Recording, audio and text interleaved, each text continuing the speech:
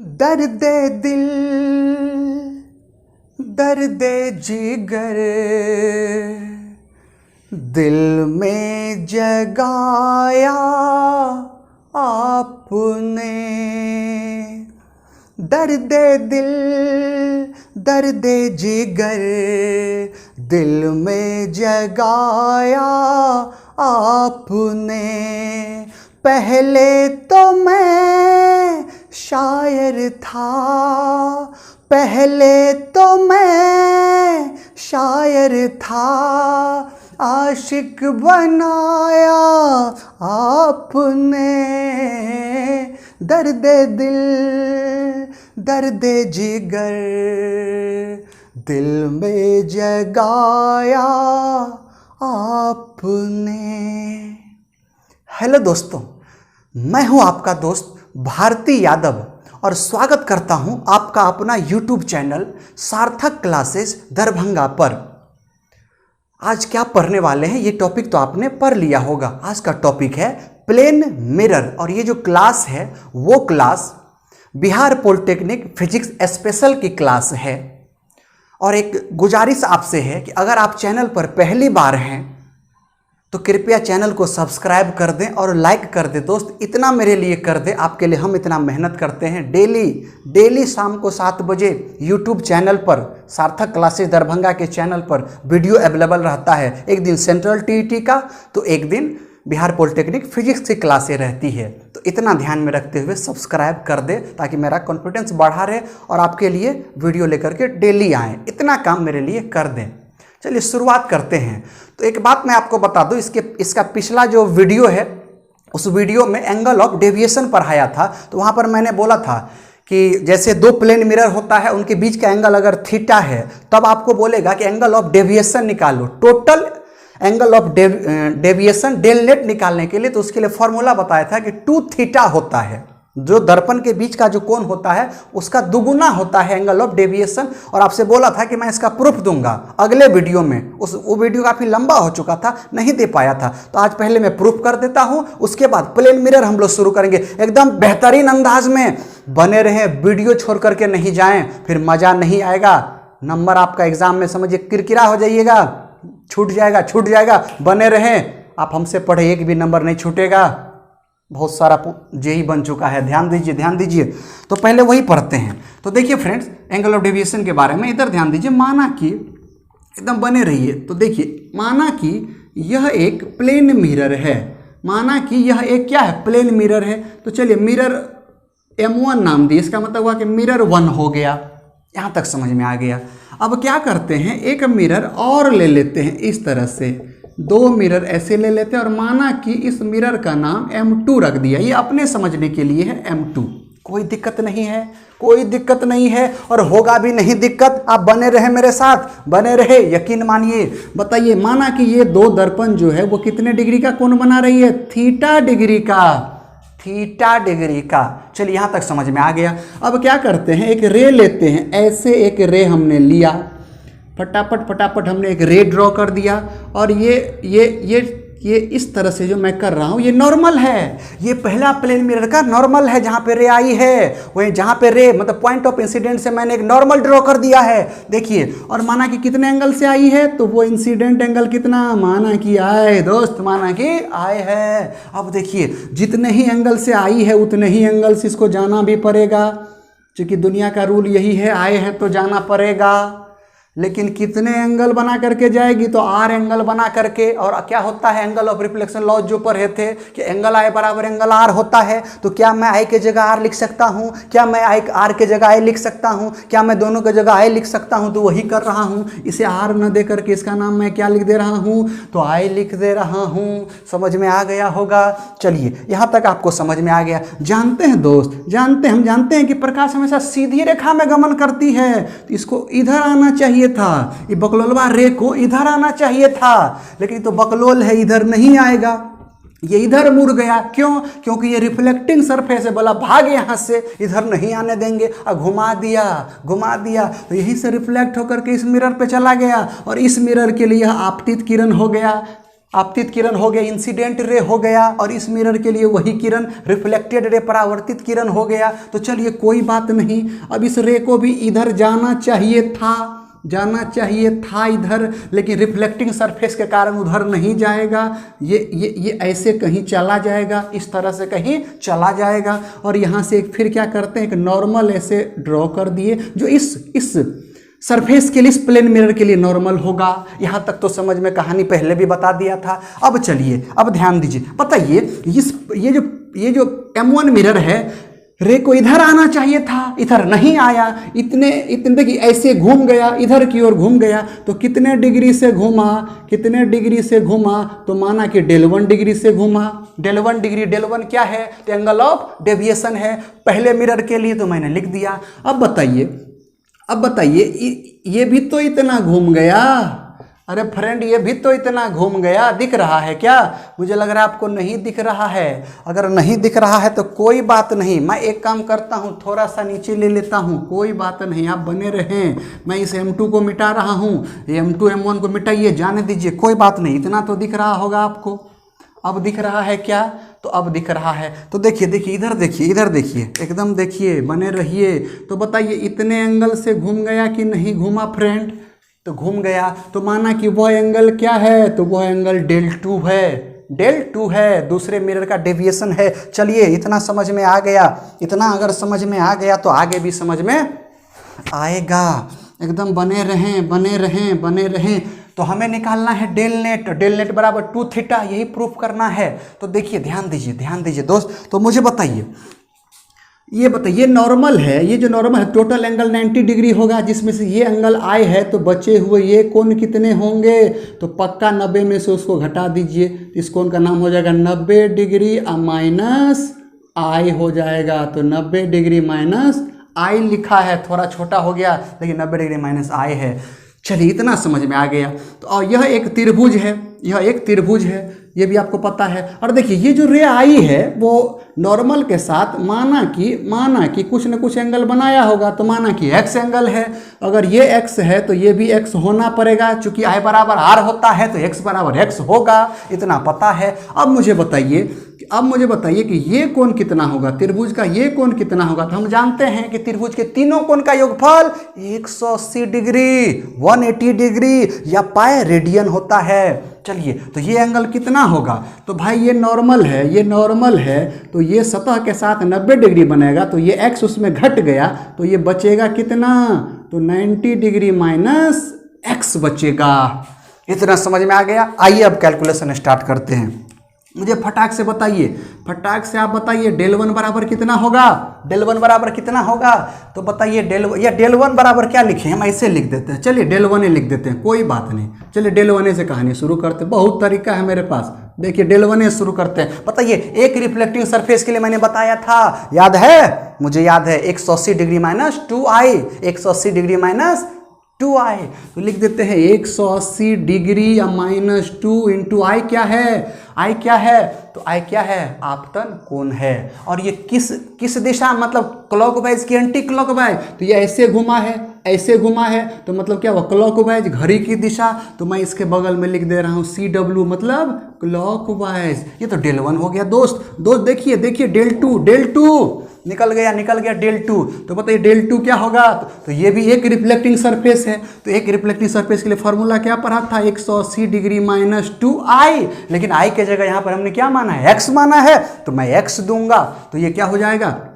2x हो जाएगा। और ये भी इधर ही घुमा है, घड़ी की दिशा में, क्लॉकवाइज ही है, तो क्या हो जाएगा? CW हो जाएगा। इतना तो पता है। अब फटाक से बताइए डेल नेट क्या होगा? डेल नेट मतलब टोटल डेल क्या होगा? तो भाई पता है, डेल 1 प्लस डेल 2 हो जाएगा। तो डेल 1 का वैल्यू बताइए ना, अरे बताइए दोस्त, कितना है? तो डेल 1 का वैल्यू है 180 degree minus 2i plus del 1। अब प्लस क्यों हो गया? कि दोनों एक ही डायरेक्शन, मतलब सेम क्लॉकवाइज है, इसीलिए जुड़ गया। एंटी क्लॉकवाइज कोई एक होता तो घटा देते। चलिए, कोई बात नहीं। तो 180 डिग्री माइनस 2i हो गया डेल 1 के जगह। और डेल 2 कितना है? तो 180 डिग्री माइनस 2x है। तो बताइए 180 में 180 को जोड़ेंगे तो कितना होगा? 360 होगा ना? होगा, देखते रहिए। और ये क्या हो जाएगा? माइनस 2i माइनस 2x हो जाएगा। तो माना कि ये इक्वेशन नंबर 1 है। बताइए बताइए, डेल निकालना है तो i और x है, i और x है, लेकिन रिजल्ट किस में आएगा? थीटा में। तो क्या कहीं पर भी थीटा है? इसका मतलब i और x को हटाइए और थीटा पुट कीजिए। तो देखिए उसके लिए तरीका क्या है। अब बात करते हैं, हम नाम रख देते हैं दोस्त, हम नाम रख देते हैं। देखिए बताइए, त्रिभुज ABC, यह एक त्रिभुज है, तो बोलिएगा है, तो बोल देते हैं यहाँ पर त्रिभुज ABC में, ध्यान देते रहिए, त्रिभुज ABC में। अब मुझे बताइए तीनों कोण का योगफल 180 डिग्री, 180 डिग्रीज। बताइए तो पहला कोण क्या है? थीटा, तो मैंने लिखा थीटा। दूसरा कोण क्या है? तो दूसरा कोण है 90 minus x, 90 degree minus x, तो दूसरा मैंने लिखा 90 डिग्री माइनस एक्स। तीसरा कोण कितना है? तो तीसरा है 90 डिग्री माइनस आई है, तो मैंने उसको भी लिख दिया 90 डिग्री माइनस आई लिख दिया। अब तीनों कोण को जोड़ेंगे तो पक्का 180 डिग्री आएगा। तो अब देखिए यहाँ से क्या होने वाला है दोस्त, देखिए देखते बने रहिए। बताइए 90 में 90 जोड़ेंगे 180 डिग्री, तो लेफ्ट साइड 180 डिग्री और राइट साइड भी 180 डिग्री, तो कैंसल आउट हो जाएगा, घट के 0 आएगा। एक्चुअल में कैंसल क्या होगा? घट के 0 आएगा। तो चलिए मैंने काट दिया, कोई बात नहीं। तो अब इधर क्या बचा? थीटा, इधर क्या बचा? माइनस एक्स, इधर क्या बचा? Minus I is equal to कुछ नहीं बचा, सब उधर जाएगा तो घट के 0 होगा, तो मैंने 0 दे दिया। अब बताइए यहाँ से थीटा आ गया ना दोस्त, थीटा आ गया। तो चलिए यहाँ से अगर x बराबर निकालेंगे तो कितना होगा मुझे बताइए। तो x को उधर लेके जाएंगे तो इधर क्या बचेगा? तो थीटा माइनस आई बचेगा। तो लिख देते हैं थीटा माइनस आई। कोई दिक्कत हुआ? कोई दिक्कत नहीं होगा। अब x का वैल्यू उठा करके इक्वेशन 1 में पटक दीजिए, तो लिखेंगे the value of x put in equation 1। अब देखिए क्या होगा, इसका एक में रखेंगे तो एक इक्वेशन क्या है? डेल नेट है। अब देखते रहिए, बने रहिए, मजा आएगा। डेल नेट बराबर क्या है दोस्त? 360 डिग्री, तो मैंने लिखा 360 डिग्री माइनस 2i, तो मैंने लिखा 2i। उसके बाद माइनस 2x, तो 2 की जगह 2 लिखा और x की जगह वैल्यू उठा के पटक देंगे वहाँ पे। तो कितना है x का वैल्यू? थीटा माइनस है। तो चलिए पुट कीजिए थीटा माइनस आई हुआ। इसको सॉल्व करते हैं तो ये कितना होगा? 360 डिग्री माइनस 2i, इसको मल्टीप्लाई कीजिए, 2 थीटा मल्टीप्लाई करिए, ये हो जाएगा 2 थीटा, 2 में थीटा से 2 थीटा, और माइनस माइनस प्लस होता है, और 2 को i के साथ मल्टीप्लाई करेंगे तो कितना होगा? 2i होगा। अब यहाँ से देखिए आपको दिख रहा होगा plus 2i minus 2i cancel out हो गया, ये प्लस 2i और ये माइनस 2i कैंसल आउट हो गया। तो मुझे बताइए कितना मिला दोस्त? तो 360 डिग्री माइनस 2 थीटा मिला। समझ में आ गया ना दोस्त? समझ में आ गया। तो अब मुझे बताइए दोस्त, अब बताइए, मैंने तो बोला था थीटा होगा, लेकिन ये क्या होगा? तो वो हमें पता करना है। तो देखिए अब ये क्लॉकवाइज है कि एंटी क्लॉकवाइज है, ये पता करना है क्लॉकवाइज की एंटी क्लॉकवाइज। उसके लिए मैंने बताया था आपको, क्या बताया था? अब ध्यान दीजिए, मैंने क्या बोला था कि पहले मिरर पे हथेली रखिए, जिस मिरर पे रे आ रहा है उस पे हथेली रखिए और दूसरे मिरर के तरफ लेके चलिए। तो ऐसे लेकर के चलेंगे, ऐसे लेकर के चलेंगे, तो रिजल्ट वैल्यू टोटल क्या आएगा? एंटी क्लॉकवाइज आएगा। क्या आएगा? एंटी क्लॉकवाइज आएगा। लेकिन ये कौन सा है दोस्त? ये तो क्लॉकवाइज है। कैसे? देखिए क्लॉकवाइज में क्लॉकवाइज जोड़ेंगे तो क्लॉकवाइज आया, तो ये क्या हो जाएगा? ये हो जाएगा क्लॉकवाइज हो जाएगा। अब ध्यान दीजिए, ये तो क्लॉकवाइज में हुआ और एंटी क्लॉकवाइज में कितना होगा? तो मैंने बताया था 360 डिग्री में से घटा दीजिए। तो इसको 360 में से पूरे वैल्यू को घटाइए, तो मैं आपके लिए साइड में लिख दे रहा हूँ 360 डिग्री में से घटाइए किसको? 360 डिग्री माइनस थीटा, तो 360 डिग्री या माइनस 2 थीटा घटाए तो कितना होगा? 360 डिग्री माइनस 360 डिग्री या minus minus plus 2 theta, 360 cancel हो गया, तो बच कितना गया? 2 थीटा। तो ये कितना बच गया? 2 थीटा। लेकिन किस में? तो ये किस में? एंटी क्लॉकवाइज में। तो यहाँ पे लिखना होगा एंटी क्लॉकवाइज में। तो यही हमारा रिजल्ट था। आई थिंक अब आपको समझ में आ गया होगा। अब शुरू करते हैं प्लेन मिरर। जानते हैं दोस्तों, ये जो प्लेन मिरर है, जिसको हिंदी में समतल दर्पण कहते हैं, ये होता क्या है इसको समझते हैं। तो प्लेन मिरर एक दर्पण है जिसका परावर्तक सतह समतल होता है, चिकना होता है। समझ में आ गया ना, वही होता है प्लेन मिरर होता है। वैसे हम लोग मिरर जो पढ़ेंगे और भी पढ़ेंगे मिरर 3 तरह के होते हैं, 3 तरह के। एक होता है समतल दर्पण, दूसरा होता है अवतल दर्पण और तीसरा होता है उत्तल दर्पण। तो तीनों दर्पण पढ़ेंगे, लेकिन अभी प्लेन मिरर पढ़ रहे हैं, समतल दर्पण पढ़ रहे हैं। तो समझ में आ गया दर्पण क्या होता है। हालांकि ये सब एग्जाम में नहीं आएगा, एंट्रेंस एग्जाम के दर्पण क्या होता है डेफिनेशन नहीं पूछेगा, चीज काम की बात करते हैं। आइए काम की बात करते हैं, बने रहें समतल दर्पण के सामने। देखिए इधर देखिए, सबसे पहले पढ़ते हैं कि प्रतिबिंब कैसे बनता है, प्रतिबिंब कैसे बनता है वो बात करते हैं। इधर ध्यान दीजिए, एकदम ध्यान दीजिए। तो दोस्तों ध्यान दीजिए, एकदम ध्यान दीजिए, इधर ध्यान दीजिए। मान लेते हैं, एक काम करते हैं, इसको सीधा खड़ा करके प्रतिबिंब बना देते हैं, कोई दिक्कत नहीं है। इधर ध्यान दीजिए। माना कि ये कोई समतल दर्पण है, प्लेन मिरर है, कोई दिक्कत नहीं।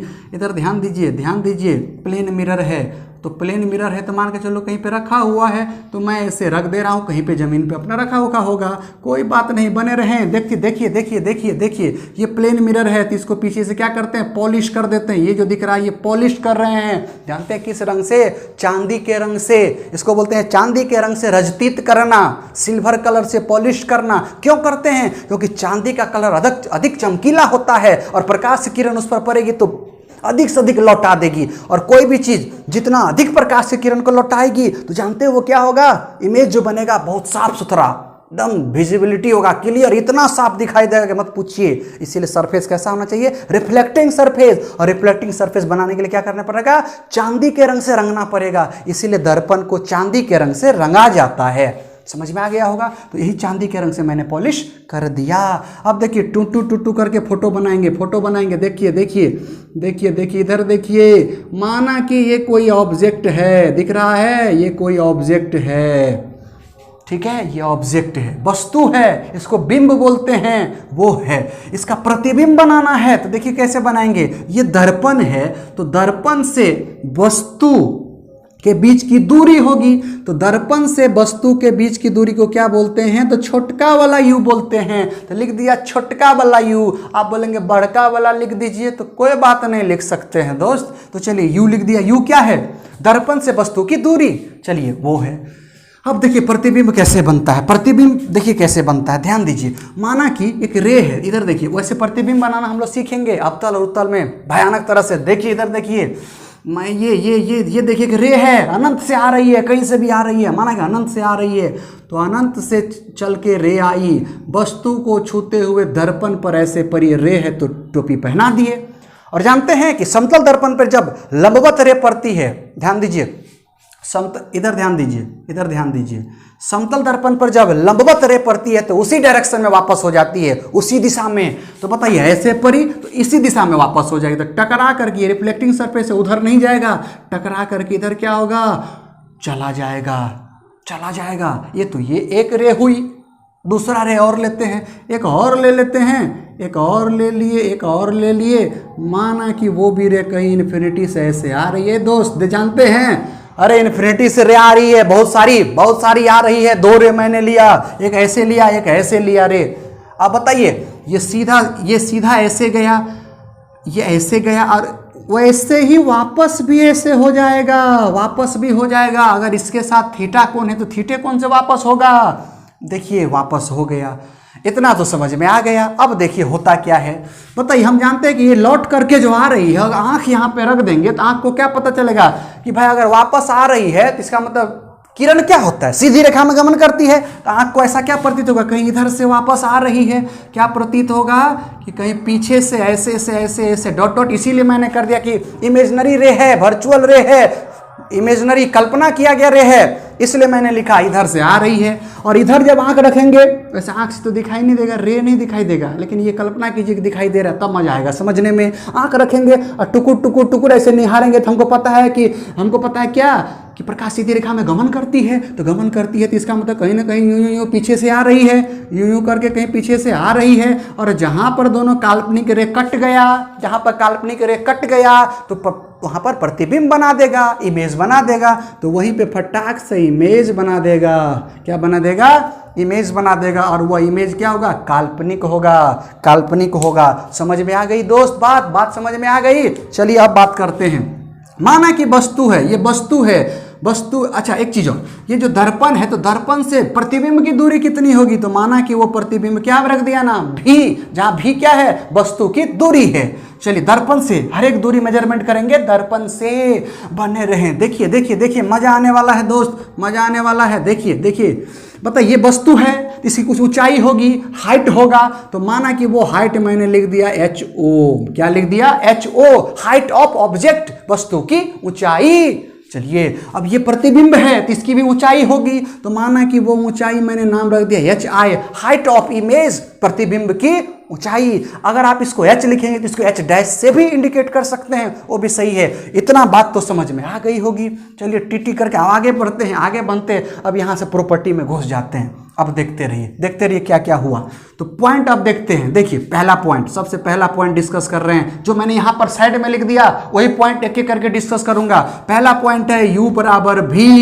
U बराबर V, इसका हम तो जानते हैं कि यहाँ समतल दर्पण में U है वस्तु की दूरी और V है प्रतिबिंब की दूरी, कि वस्तु की दूरी हमेशा प्रतिबिंब की दूरी के बराबर होता है। इस पॉइंट को आपको ध्यान में रखने हैं। एग्जाम में इस तरह के सवाल भी पूछ देते हैं कि बताओ समतल दर्पण में एक वस्तु को दर्पण से 5 सेंटीमीटर की दूरी पर रखा है, तो प्रतिबिंब की दूरी दर्पण से कितने सेंटीमीटर की दूरी पर बनेगी? तो जवाब क्या होगा? U बराबर V, वस्तु की दूरी बराबर प्रतिबिंब की दूरी। तो बोलेंगे अरे वही 5 वाला होगा, वही 5 वाला होगा। तो आंसर क्या होगा? 5 सेंटीमीटर। लेकिन अगर आपसे पूछ दे कि वस्तु और दर्पण के बीच की दूरी कितनी होगी, तब क्या जवाब देंगे? वस्तु से दर्पण के बीच की दूरी 5 सेंटीमीटर और दर्पण से प्रतिबिंब की दूरी 5 सेंटीमीटर। टोटल कितना होगा? वस्तु और प्रतिबिंब के बीच की दूरी, वस्तु और प्रतिबिंब के बीच की दूरी कितना होगा? तो 5 + 5 10 सेंटीमीटर।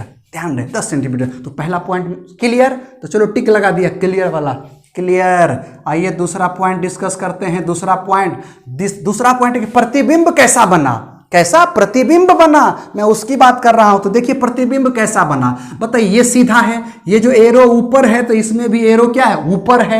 अगर प्रतिबिंब सीधा बना तो अंग्रेजी में बोलते हैं इरेक्ट। क्या बोलते हैं? इरेक्ट बोलते हैं। तो प्रतिबिंब कैसा बना, मैं प्रतिबिंब के बारे में लिख रहा हूं। प्रतिबिंब सीधा बना, जिसको इंग्लिश में क्या बोलते हैं? इरेक्ट बोलते हैं। सीधा बना। और किधर बना? तो दर्पण के पीछे, behind the mirror, behind the mirror, तो दर्पण के पीछे। तो लिख देते हैं यहां पे कि दर्पण के पीछे। ये भी बात समझ में आ गई होगी, दर्पण के पीछे। और दर्पण के पीछे जब प्रतिबिंब बनता है, दर्पण के पीछे जब प्रतिबिंब बनता है तो उसी प्रतिबिंब को दोस्तों बोलते हैं, क्या जानते हैं? काल्पनिक प्रतिबिंब या आभासी प्रतिबिंब। उसी को इंग्लिश में बोलते हैं वर्चुअल इमेज, इमेजिनरी वाला इमेज। तो दर्पण के पीछे बना, और दर्पण के पीछे जैसे ही बनता है तो उस प्रतिबिंब का नाम क्या होता है? तो उसका नाम दोस्तों होता है काल्पनिक। दूसरा नाम क्या होता है? तो दूसरा नाम होता है आभासी, जिसको क्या बोलते हैं? वर्चुअल बोलते हैं। वर्चुअल इमेज मिला। जानते हैं एक बात और समझ लीजिए, जो इमेज मैं पूरे मिरर के लिए बता रहा हूं, कोई भी इमेज अगर सीधा होगा तो काल्पनिक होगा, याद रहेगा। अगर कोई इमेज सीधा है तो पक्का काल्पनिक होगा, जिसको आभासी बोलते हैं उसी को वर्चुअल बोलते हैं। इस बात को याद रखिएगा। और जो इमेज काल्पनिक बन गया, आभासी बन गया, वो पक्का दर्पणे के पीछे बनता है ना, और उसे पर्दे पे प्राप्त नहीं कर सकते हैं, उसे पर्दे पर प्राप्त नहीं किया जा सकता है। तो यूं बोल दें कि काल्पनिक या आभासी प्रतिबिंब को पर्दे पे प्राप्त नहीं किया जा सकता। पर्दा मतलब समझ रहे हैं क्या होता है? जैसे अगर मान के चलिए शूटिंग वगैरह करना है, मेरी इच्छा होती है कि समतल दर्पण का यूज कर लें, तो चलो ठीक है यूज कर लिया, लेकिन जानते हैं उससे आप फिल्म चलाइएगा तो नहीं चलेगा, क्योंकि पर्दे पर नहीं दिखा पाएगा, जो स्क्रीन होता है उस पर नहीं आएगा, नहीं एबे नहीं करेगा। क्यों? क्योंकि इमेज काल्पनिक बनता है। अरे रियल ना आता है भैया, रियल आता है। रियल कौन बनाता है? अवतल दर्पण, कनकेव मिरर। पढ़ेंगे, इंतजार कीजिए, इंतजार कीजिए। चलिए ये समझ में आ गई होगी बातें। चलिए इतना समझ में आ गया। अगली बात करते हैं, अगली बात करते हैं। बताइए एक चीज और ध्यान दीजिए, जितनी वस्तु की ऊंचाई होगी, जितनी वस्तु की हाइट होगी, उतनी ही हाइट किसकी भी होगी? प्रतिबिंब की होगी। किसकी होगी? इमेज की होगी। मतलब हाइट ऑफ ऑब्जेक्ट बराबर हाइट ऑफ इमेज। वस्तु की ऊंचाई बराबर प्रतिबिंब की ऊंचाई किसमें? समतल दर्पण में होती है। तो वस्तु की ऊंचाई, वस्तु की ऊंचाई को मैंने लिख दिया HO, हाइट ऑफ ऑब्जेक्ट बराबर होता है हाइट ऑफ इमेज होता है। एकदम याद रखे रहिए, याद रखे रहिए। पूछता है पॉलिटेक्निक में, पॉलिटेक्निक में पूछता है। ये भी बात आपको समझ में आ गई दोस्त। अब अगली बात करते हैं आवर्धन की। किसकी बात करते हैं? आवर्धन की। तो थोड़ा सा मैं यहाँ पर आपको आवर्धन बता रहा हूँ। आवर्धन, इसको इंग्लिश में बोलते हैं क्या जानते हैं दोस्त? मैग्निफिकेशन।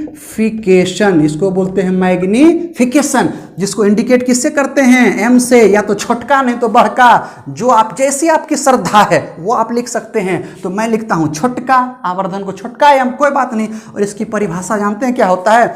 इसकी परिभाषा आगे बताएंगे, आगे भी बताएंगे, यहां भी बता देते हैं। प्रतिबिंब की ऊंचाई बटे वस्तु की ऊंचाई। प्रतिबिंब की ऊंचाई में वस्तु की ऊंचाई से भाग दे दीजिए, तो वह जो रिजल्ट आएगा, वह जो अनुपात, वह जो रिजल्ट आएगा, परिणाम आएगा, वही परिणाम किसको बताएगा? आवर्धन को बताएगा। चाहे कोई भी दर्पण हो, परिभाषा यही रहेगी। तो बताइए, वस्तु प्रतिबिंब की ऊंचाई HI लिख दिया, हाइट ऑफ इमेज, बटा वस्तु की ऊंचाई HO लिख दिया, यही हो गया। अब बताइए, यही रेशियो का आवर्धन बोलते हैं। अब बताइए, हाइट ऑफ इमेज हो चाहे हाइट ऑफ ऑब्जेक्ट हो, दोनों का रेशियो है। अगर ऊपर में सेंटीमीटर में होगा तो नीचे में भी सेंटीमीटर में होगा, या ऊपर में मीटर होगा तो नीचे में मीटर होगा। मतलब सेम यूनिट होगा तो यूनिट क्या होगा? कट जाएगा। तब आपसे पूछेगा कि बताओ आवर्धन का मात्रक क्या होता है, यूनिट क्या होता है? अरे कोई आवर्धन का मात्रक नहीं होता, यूनिट लेस होता है, कोई मात्रक नहीं होता है। इसे भी संज्ञान में रखे दोस्तों। मजा आ रहा है ना? मजा आएगा, बने रहे मेरे साथ। तो बताइए, तो आवर्धन बताइए HI/HO। तो HI और HO क्या होता है? बराबर होता है। ये दोनों बराबर होता है समतल दर्पण में। तो ये दोनों कट जाएगा ना, सेम वैल्यू है ना भैया, कट जाएगा। तो कटने के बाद रिजल्ट क्या आएगा? 1 आएगा। 1 किस में? प्लस में आएगा, पॉजिटिव में आएगा। तो M फॉर मैग्निफिकेशन। तो समतल दर्पण का मैग्निफिकेशन कितना होता है? +1 होता है। आ गया होगा समझ में दोस्तों। चलिए चलिए चलिए आगे बढ़ते हैं, आगे बढ़ते हैं। देखिए मजा आने वाला है, मजा आने वाला है। देखिए प्लेन मिरर से एक भी क्वेश्चन नहीं छूटेगा, एक भी क्वेश्चन नहीं छूटेगा पॉलिटेक्निक के एग्जाम में। अगर आप 10th का भी होगा ना, 12th का भी होगा ना, वहां पर भी आपको मदद करेगा। अरे रेलवे का तैयारी करते हैं ना, वहां पर भी मदद करेगा। साइंस से क्वेश्चन, फिजिक्स से तो धड़ल्ले आता है, बम्बार्ड कर देता है क्वेश्चन से। वहां भी ऐसे ही क्वेश्चन आते हैं। हर जगह मदद करेगा, हर जगह मदद करेगा। बस बने रहे मेरे साथ, बने रहे मेरे साथ। अगला पॉइंट देखिए क्या बताते हैं? पार्श्व परिवर्तन। अगला बात करते हैं पार्श्व परिवर्तन। पार्श्व परिवर्तन, पार्श्व परिवर्तन जानते हैं दोस्त। इसको पार्श्व परिवर्तन, इसको इंग्लिश में बोलते हैं लेटरल इन्वर्जन। इसको बोलते हैं लेटरल इन्वर्जन। चलिए, ये पार्श्व परिवर्तन होता है, पार्श्व परिवर्तन होता है किसमें? समतल दर्पण में। अब दिमाग में आ रहा है पार्श्व परिवर्तन क्या होता है? ये तो आप बतेबे नहीं किए। अरे तो ठहर जाओ, बताएंगे, सब बताएंगे, कुछ नहीं छुपाते हैं, सब आपके सामने। Transparent, transparent. देखिए पार्श्व परिवर्तन क्या होता है? पार्श्व परिवर्तन का मतलब हुआ लेफ्ट का राइट दिखना और राइट का लेफ्ट दिखना। बायां का दर्पण में दायां दिखना और दायां का बायां दिखना। आप समतल दर्पण के सामने ऐसे खड़े हो जाइए, जो आपका लेफ्ट कान होगा दर्पण में वह राइट कान बनेगा। आ रहा है समझ में? जो आपका राइट कान एयर होगा वो समतल दर्पण में लेफ्ट वाला बनेगा। उल्टा, इसके जगह वो चले जाना, उसके जगह ये चले, इंटरचेंज हो जाना, आपस में बदल लेना। यही होता है लेटरल इन्वर्जन। लेफ्ट का राइट बनना, राइट का लेफ्ट बनना, उल्टा टाइप का बनना। अगर मैं आपसे पूछूं कि अगर फिजिक्स पढ़ा रहा हूं, देखिए देखिए देखिए देखिए, PHYSICS, फिजिक्स ऐसे लिखा, और दर्पण के सामने इसको रखेंगे ना तो उल्टा दिखाई देगा। जानते हैं कैसे दिखाई देगा? ये ऐसे दिखाई देगा, देखिए कैसे दिखाई देगा, ये ऐसे दिखाई देगा, PHYSICS। आपको ये वाला इमेज दिखाई देगा, ये वाला फोटो दिखाई देगा समतल दर्पण में, आप देख लेना, यही वाला। तो यही उल्टा दिखाई देना, मतलब लेफ्ट का राइट होना, राइट का लेफ्ट होना ही कहलाता है पार्श्व परिवर्तन, लेटरल इन्वर्जन। और ये खासियत होती है प्लेन मिरर की, समतल दर्पण की। बने रहें दोस्त, बने रहें। तो अब ये आपको समझ में आ गया होगा। चलिए चलिए, अगला अगला अगला अगला अगला। अब देखिए अगला क्या है। यहां तक देखिए, ये भी हो गया, ये भी हो गया, ये भी हो गया, ये भी हो गया। अब अगला बात करते हैं। देखिए इंटरेस्टिंग बात करते हैं। देखिए देखिए क्या बता रहे हैं। आप समतल दर्पण के सामने खड़े हो जाइए, ऐसे खड़े हो जाइए, और आप कुछ स्पीड से चलिए, आप कुछ स्पीड से समतल दर्पण की ओर चलिए। माना कि वस्तु की चाल भी है, माना कि वस्तु की चाल भी है। तो यहां पे लिखते हैं कि यदि वस्तु की चाल, यदि वस्तु की चाल क्या हो, भी हो तो प्रतिबिंब की चाल, प्रतिबिंब की चाल वो क्या होगा? तो जानते हैं दोस्तों ये क्या होगा? अगर आप V चाल से चल रहे हैं तो आपको क्या नजर आएगा? प्रतिबिंब जो है ना मेरे से दुगुना से आ रहा है, डबल से आ रहा है, डबल से आ रहा है। मतलब प्रतिबिंब की चाल क्या होगी? 2V, दोगुना हो जाएगी। तो मैं लिख दूं 2V मतलब दोगुना। आ रहा है समझ में? दोगुना। ऐसे आपको आभास होगा, ऐसा प्रतीत होगा। आपसे क्वेश्चन भी पूछ देगा कि एक समतल दर्पण की ओर एक व्यक्ति जा रहा है जिसकी चाल 10 मीटर पर सेकंड है, तो बताओ प्रतिबिंब की चाल क्या रही होगी? तो सीधा दोगुना कर दीजिए, 10 दूनी 20 सेंटीमीटर। उल्टा भी पूछ सकता है, उल्टा भी कहीं से भी पूछे। कॉन्सेप्ट क्लियर होना चाहिए, एकदम एकदम क्लियर क्लियर क्लियर। अब बात करते हैं हम लोग किसकी? फोकस दूरी की। फोकस दूरी की बात करेंगे कि समतल दर्पण की फोकस दूरी जानते हैं कितना होता है? अनंत होता है, इन्फिनिटी होता है, बहुत अधिक होता है। इन्फिनिटी क्या होता है? आप जितना सोचिए उससे बड़ी। बोले हम तो एक सोचेंगे। हम क्या बोले? आप जितना सोचिए उससे दोगुना, आप जितना सोचिए उससे दोगुना, वही इन्फिनिटी है। बोले सर हम तो एक सोचे। बोले दो बैल एक मत सोचो ना, बहुत बड़ा सोचो। जितना मन में आता है उतना बड़ा सोचो, उस बड़े से भी दोगुना होगा, वो होता है इन्फिनिटी, आपकी सोच से बाहर। तो समतल दर्पण की फोकस दूरी, समतल दर्पण की फोकस दूरी f, इसको छोटका f लिखते हैं, ये क्या होता है? इन्फिनिटी। ये होता है इन्फिनिटी, और इसी को हिंदी में क्या बोलते हैं? अनंत बोलते हैं। लेकिन ये आया कैसे? छोटा सा चीज़ समझ लेते हैं। देखिए दोस्त, अभी आप जानते नहीं हैं, पढ़ेंगे जब ये अवतल और उत्तल दर्पण पढ़ेंगे तो वहां पर पढ़ेंगे। लेकिन यहां पर समझ लीजिए कैसे आया। देखिए एक फॉर्मूला होता है दर्पण सूत्र, 1/v + 1/u बराबर 1/f होता है, 1/f होता है। तो देखिए बताइए, आपने कुछ देर पहले मैंने दर्पण पढ़ाया था, उसमें क्या था कि वस्तु को लेफ्ट साइड रखा था तो प्रतिबिंब राइट साइड बना था, बीच में दर्पण था, वस्तु लेफ्ट साइड था, वस्तु अगर लेफ्ट साइड था तो प्रतिबिंब किधर बना था? राइट में बना था, है ना। मेरे लिए मैं लेफ्ट की बात करता हूं। बस दर्पण को मैंने, आप मुझे दर्पण कंसीडर कीजिए, मैं दर्पण हूं। वस्तु लेफ्ट में है, जितना दूरी पर प्रतिबिंब राइट में उतना ही दूरी पर बना था, यही था ना। अगर मैं मान लूं कि लेफ्ट वाला नेगेटिव है तो राइट वाला पॉजिटिव हो जाएगा, होगा कि नहीं होगा? दूरी सेम है, वस्तु की दूरी बराबर, प्रतिबिंब की दूरी तो सेम रहेगा। लेकिन मैं लेफ्ट इधर है और राइट इधर है, डायरेक्शन अलग है। तो एक को अगर मैं पॉजिटिव मानूं तो एक नेगेटिव होगा। और रुके रहिए, बने रहिए, आपको बताएंगे कब जानते हैं? जब पढ़ाएंगे उत्तल और अवतल ये दर्पण, वहां पर साइन कन्वेंशन पढ़ाएंगे, चिन्ह परिपाटी, वहां पर u v f कब पॉजिटिव कब नेगेटिव होता है सब। चूंकि वहां पॉजिटिव नेगेटिव जाने आपसे सवाल बन ही नहीं सकता है, वो भी बताएंगे साइन कन्वेंशन। बस थोड़ा सा यूज हो रहा है साइन कन्वेंशन का, तो समझिए जितना, बाकी तो मैं बता ही दूंगा जब आएगा। तो मैंने क्या बोला कि लेफ्ट वाला को मैं नेगेटिव मानता हूं और राइट वाला को मैं पॉजिटिव मानता हूं।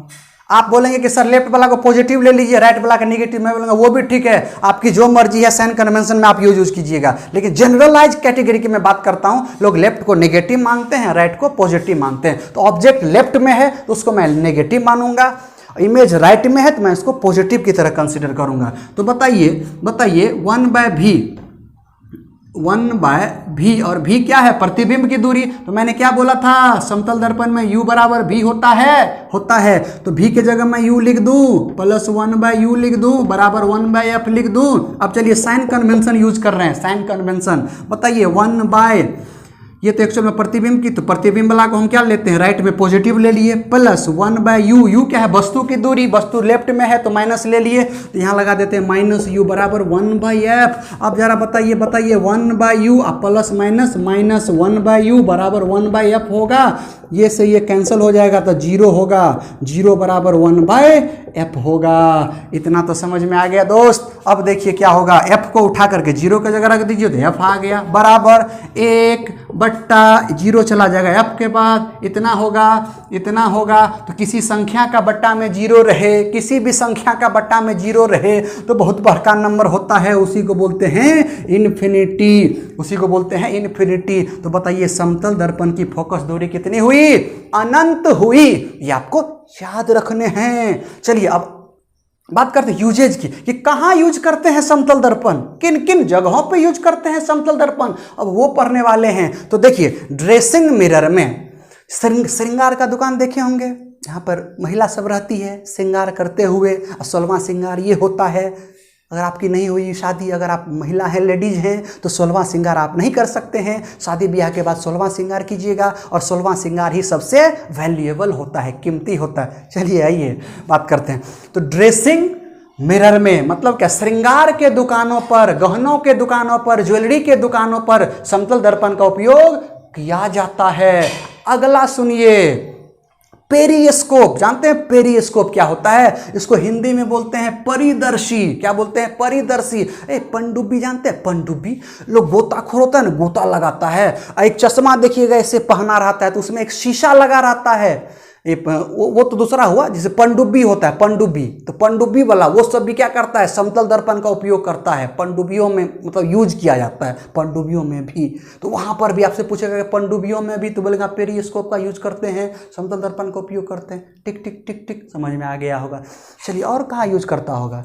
एगो तो छोड़िए दिए, अपने घरों में, आपके घर में भी, मेरे भी घर में, जो फोटो देखते हैं अपना आईना में, कि आईना बता कैसे उसका दिल चुराना है, आज फिर अकेले में उनसे मिलने जाना है, मोहब्बत है। तो वो कौन सा दर्पण है? वही है दोस्तों समतल दर्पण, वही है प्लेन मिरर। समझ में आ गया? तो ये प्लेन मिरर की कहानी थी, लेकिन कहानी खत्म नहीं हुई है, अभी और कहानी बाकी है, इस पे सवाल बाकी है। तो अगले वीडियो में सवाल भी करेंगे, और करेंगे क्या वही बता देते हैं। दो समतल दर्पण अगर थीटा डिग्री पे रखा हुआ है, तो उनके बीच में वस्तु को रखेंगे तो कितना प्रतिबिंब बनेगा। दोस्तों टेंशन ना लें, भारती यादव के साथ आप बने हैं, आपका फिजिक्स में 1 नंबर भी कम नहीं होगा। तो वो कहते हैं दोस्तों कि उदासियां न मिटाते तो और क्या करते, इसलिए आपको उदास नहीं हो रहना है। मैं हूं, I am always with you, कि उदासियां न मिटाते तो और क्या करते, ना जश्न शोला मनाते तो और क्या करते। अंधेरा मांगने आया था मुझसे उजाले की भीख, अंधेरा मांगने आया था मुझसे उजाले की भीख, और अपना घर न जलाते तो क्या करते। तो बने रहें, फिर मिलते हैं अगले वीडियो में, तब तक सेफ रहें, सुरक्षित रहें। जय हिंद, जय भारत।